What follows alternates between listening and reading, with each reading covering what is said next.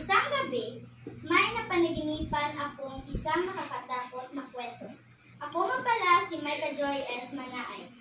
At ngayong araw ay may ikukwento ako sa inyo na nakakatakot na aking napanaginipan. Nangyari ito noong ika-1 ng Nobyembre. Nakahiga na ako at kalagitnaan na ng gabi ay naalimpungatan ako sa aking napanaginipan.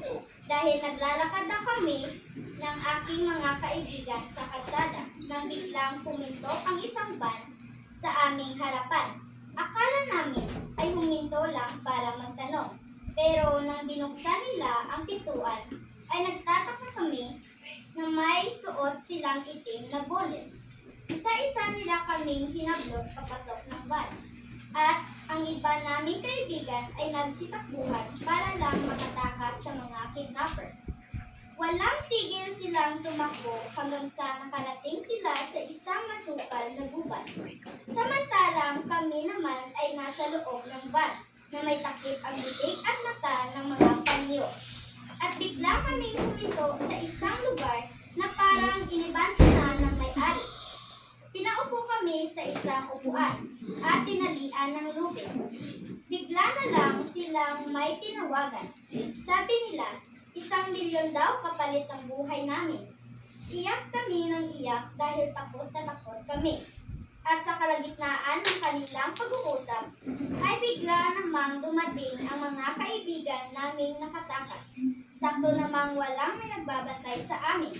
Bigla nilang hinablot ang isang matigas na piraso ng kahoy at hinampas nila sa mga lalaki na kamasid sa paligid. Agad-agad silang tumakbo papunta sa amin at tinanggal ang mga tali. Umalis agad kami nang bigla kaming nakita ng kasama nilang isang lalaki at nagwahiwalay kami. Nakalabas naman kami ng ligtas, pero yung iba naming kasama ay nasa loob pa. Agad kaming umalis sa lugar na iyon. Humingi kami ng tulong sa mga pulis at tinawagan namin ang aming mga magulang upang ipaalam sa kanila na ayos lang kami. Wala namang may nangyaring masama sa amin. Pero natatakot kami baka kung anong nangyari sa aming mga kaibigan. Agad namang rumisponde ang mga pulis para iligtas ang aming mga kaibigan. Pagkarating namin sa lugar ay nakita namin ang aming mga kaibigan na nakatali.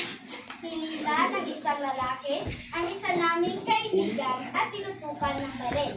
Takot na takot ang isa naming kaibigan. Iyak siya ng iyak. Buti na lang, magaling kumaril ang pulis, kaya tinamaan kaagad ang kidnapper. Tumakbo kaagad ang aming mga kaibigan papunta sa amin at ligtas naman sila. Agad kinulong ang mga kasabwat sa nangyaring insidente. At ito na nga nagtatapos